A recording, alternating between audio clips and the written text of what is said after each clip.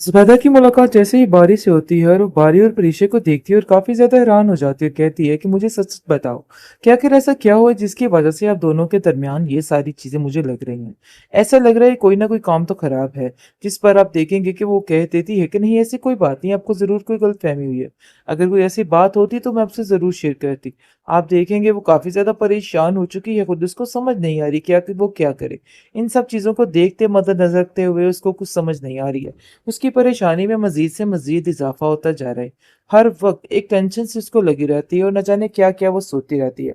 आप देखेंगे कि इतनी सख्त परेशान हो चुकी है वो, लेकिन ज़ुबैदा उसकी हर हालत को पहचान रही है। उसको कहती है कि बेटा, ऐसी बात तो नहीं है, लेकिन मुझे इतना पता है कि तुम मुझसे ज़रूर कुछ छुपा रही हो और छुपाने की कोई भी ज़रूरत नहीं है। देखो, तुम्हें अब ज़रा अक़ल से काम लेना होगा। मुझे सारी बात बताओ, हो सकता है कि मैं तुम्हें सारी बातें समझाकर सारा मामला ठीक कर सकूँ। जिस पर वो कहती है कि नहीं ऐसी कोई बात नहीं है। फिर से वो एक दफ़ा इस बात को छुपा देती है। लेकिन जी बारी का बिल्कुल भी उसके साथ अब अच्छा रवैया नहीं रहा है। आइंदा आने वाले दिनों में मज़ीद उसके साथ हर किस्म के रवैये ख़राब हो जाएँगे, क्योंकि वो खुद अपने लिए ये मुश्किलात पैदा कर रही है और समझ नहीं पा रही कि आखिर उसको क्या करना है। ये सारी चीज़ें उसको इतना परेशान कर रही हैं कि वो खुद नहीं समझ पा रही। आप देखेंगे कि बारी इस कदर परेशान हो चुका और कहता है कि आखिर ये सब कुछ क्या है? मुझे तो समझ नहीं आ रही है। लेकिन वो इस चीज़ को समझाने के लिए मिनाल को बार-बार कहता है कि देखो, अगर इसमें खुद अकल होती तो वो अयान का ऑफ़िस जॉइन ही ना करती। लेकिन शायद इसमें खुद ही अकल नहीं और वो चाहती ही ये थी। और ऊपर से देखो हर बात पे झूठ बोल रही है और मुझे ऐसा लग रहा है कि जैसे वो ये सब कुछ जानबूझ के कर रही है। आखिर ये सब कुछ कब तक चलेगा?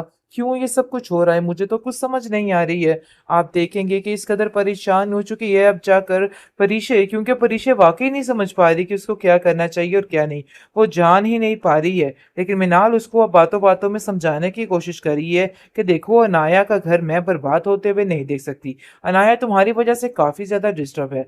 तुम्हें अब अयान का ऑफ़िस छोड़ना ही होगा, चाहे जो मर्ज़ी हो जाए। ये ना खोलती तो मैं आज भी वैसे ही खामोश रहता, क्योंकि परिशे ने ऐसी-ऐसी खरी सुनाई है अपने बाप को और कहा है कि आपकी वजह से ही ये सब कुछ हुआ है। मतलब ये है कि आपने ही मेरी माँ के साथ ये सब कुछ करके उनकी हर चीज़ तबाह करके रख दी है।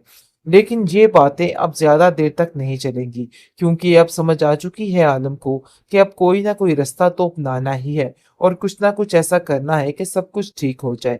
जिसकी वजह से रुमैसा को वो साफ-साफ कह देता है कि देखो रुमैसा, अपने दिलो-दिमाग से ये बात निकाल दो कि अब तुम्हारी सुनी जाएगी। मैंने सारी ज़िंदगी तुम्हारी ही सुनी है, लेकिन अब तुम्हारी एक नहीं सुनूँगा। जो मैं करना चाहूँगा ना, मैं वही करूँगा। जिस पर रुमैसा खामोश हो जाती है और कहती है कि आखिर ये मामलात कैसे बदल रहे हैं, कैसे ज़ुबैदा की हर बार तारीफ़ और इज़्ज़त हो रही है। उसको ये सब कुछ सोच-सोच कर और देख-देख कर परेशानी हो रही है।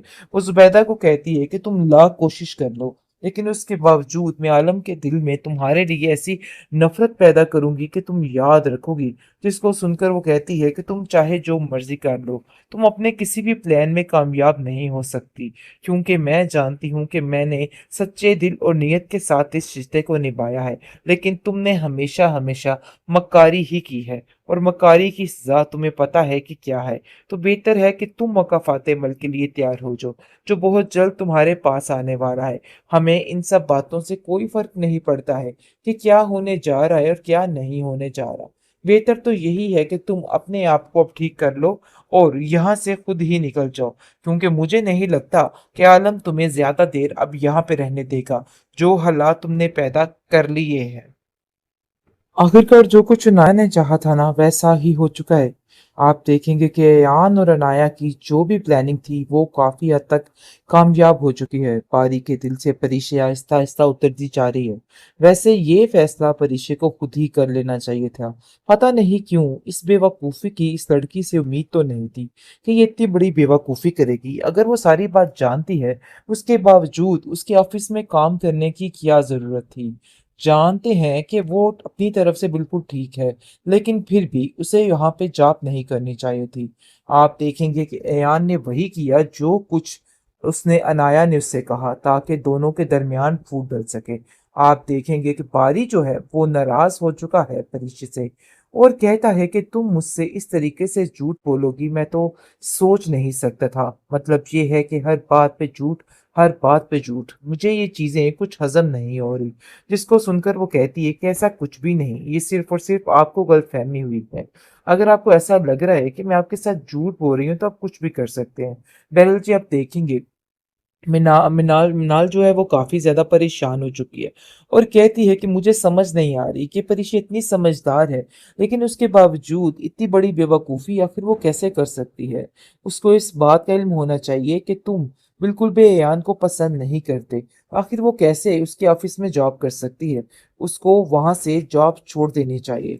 लेकिन ये बात बिल्कुल भी परिशा को पसंद नहीं आएगी और वो कहती है कि आखिर मैं अपनी जॉब में कंप्रोमाइज़ कैसे कर सकती हूँ? लेकिन ये यहाँ पे काफ़ी बड़ी बेवकूफ़ी कर देगी और ये बेवकूफ़ी ही इसको बर्बाद करके रख देगी। आप देखेंगे कि अब काफ़ी ज़्यादा पारी उससे दूर हो चुका है और कहता है कि परिचय, मुझे तुम्हारी किसी बात पे अब कोई यकीन नहीं रहा, क्योंकि तुमने अब झूठ भी बोलना शुरू कर दिया है और ये झूठ मुझे बहुत ज़्यादा बेचैन और बेकरार करता है।